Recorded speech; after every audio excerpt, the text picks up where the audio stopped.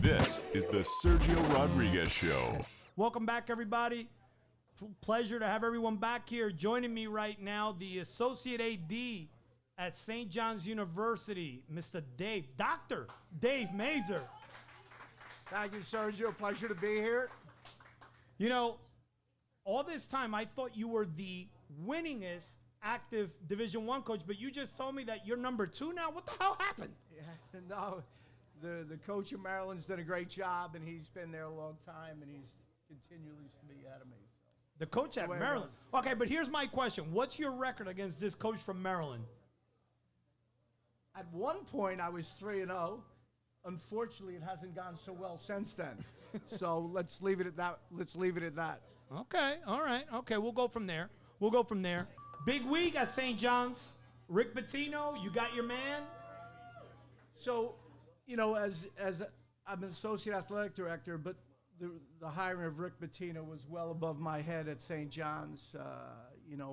Did you have to kick in any of your money? No. Father Shanley and Mike Craig and our great people at St. John's and the Board of Trustees did a great job in securing what is one of the finest coaches in the history of college basketball, and it's given a real shot in the arm to St. John's, our fans, our alumni, and the players, and everybody's super excited.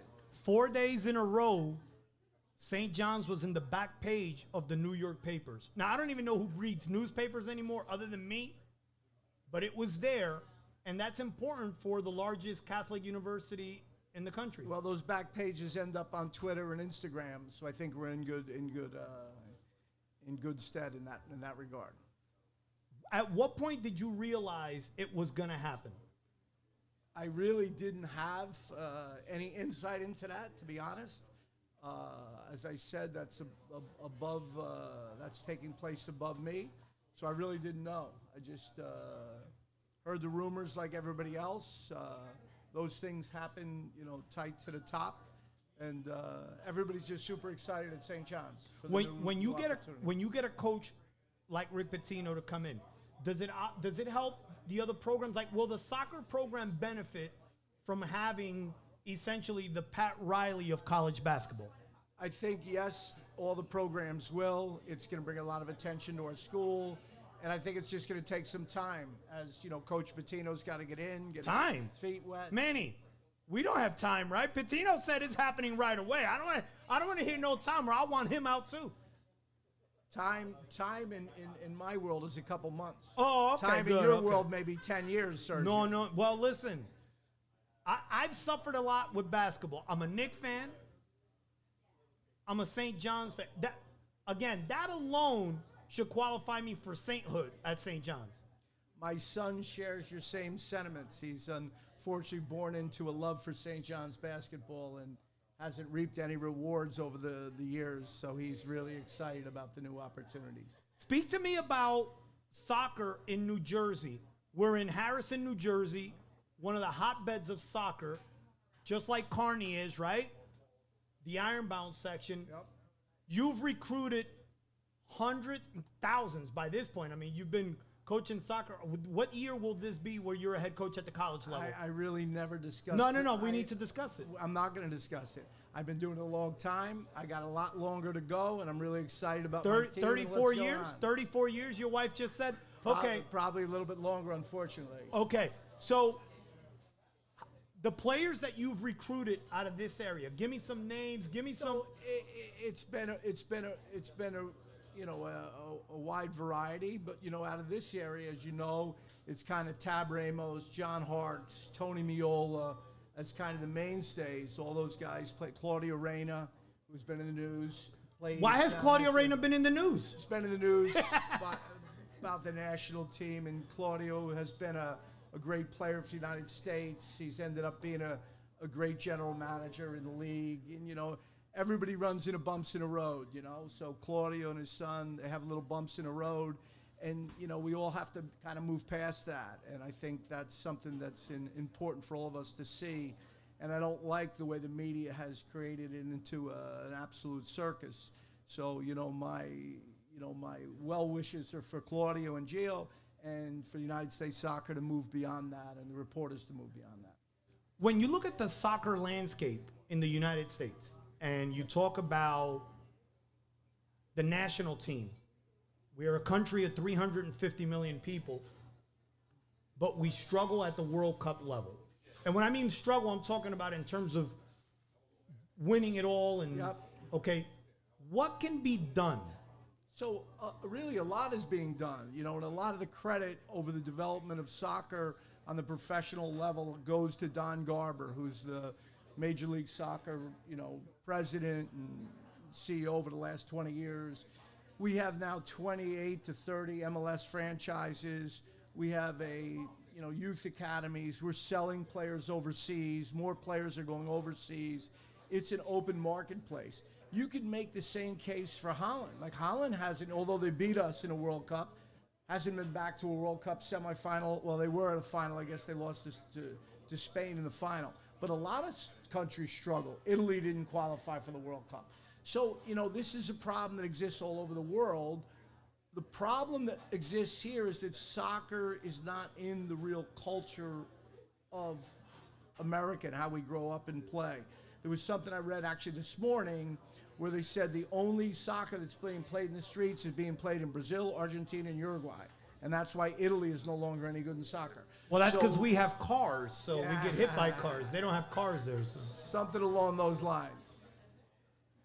When you recruit and you go out and you're looking for these players,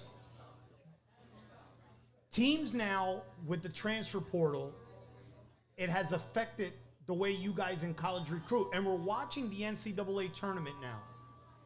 And one of the things we're noticing about the NCAA tournament is that the older teams are doing better, even though they're not as talented in terms of NBA talent as, let's say, a Duke or a Kentucky, because their older, less talented kids at 22 are just beating up on 18-year-old talented kids. Is that something that's happening in soccer?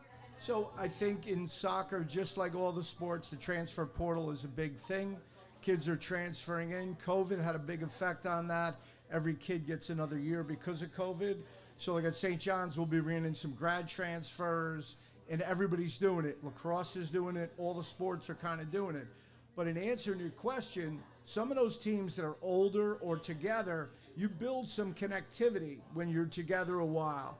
And you build some connectivity as you get older and you've played in the NCAA for a couple of years. And it means a little bit more to you than it does when you're a freshman or a sophomore. And I think that's where you see some of those older players. I mean, for me, I watch a lot of basketball. I played basketball growing up for my high school, and the kid Novello was just an absolute unbelievable game, the guard from Kansas State, right? He went to Arkansas State, then he transferred to Kansas State, but the performance he put on at Madison Square Garden was just off the charts. It was Isaiah Thomas-esque. It's the only other player I could compare it to. The real Isaiah Thomas. Yes, the real Isaiah Thomas. And it was just incredible. And I found myself mesmerized at the game. And if you ask my family, I sometimes will turn on a Western instead of watching a sports event because, it's like I think I've seen it all. But that game was just so magnificent, and I'm going to go watch him tonight because he's that kind of player, Yeah, and when you look tonight playing against Florida Atlantic, a team that realistically from Conference USA, you don't expect there traditionally he's going to be the best player on the floor again. There is no excuse. And listen, when the tournament started, I said that this would be the craziest and the best NCAA tournament in the history of college basketball. Knock on wood, I've been right there. I also said that a team from the Big 12 would win it all. There are two teams alive in Texas and Kansas State that could still hopefully get that done. Speak to me about the setting at St. John's now, anything that's going on there, any new breakthroughs, anything going on? Give me some scoop. Give me a scoop. Break something here. I'm going to bring you a little scoop as you're building up the Big 12. I'm going to say there's two Big East teams left, right? So we've got Creighton and UConn. And so both of those teams, I feel, have good chances to win a national championship. And in soccer, in the soccer side, which we haven't really discussed, the Big East is one of the prominent conferences in the country. Creighton made it to the Final Four this year and finished 6th in our league, and they went all the way to the Final Four. Georgetown has won national championships. Connecticut's won national championships. St. John's has won national championships.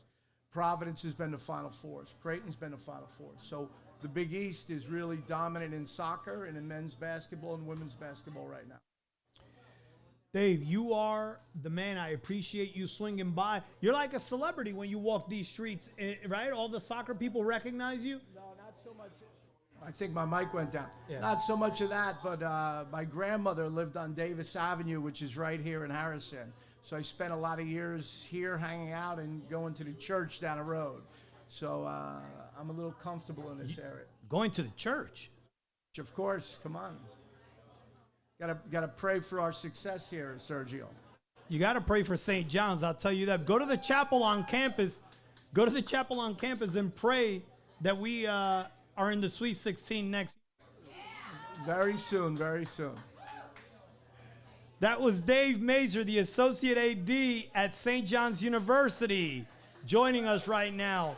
When we get back, my guy, Justin Solotov, talking all things fantasy sports, and he's also going to tell us how and why Edwin Diaz got hurt, because he happens to be a physical therapist on the side.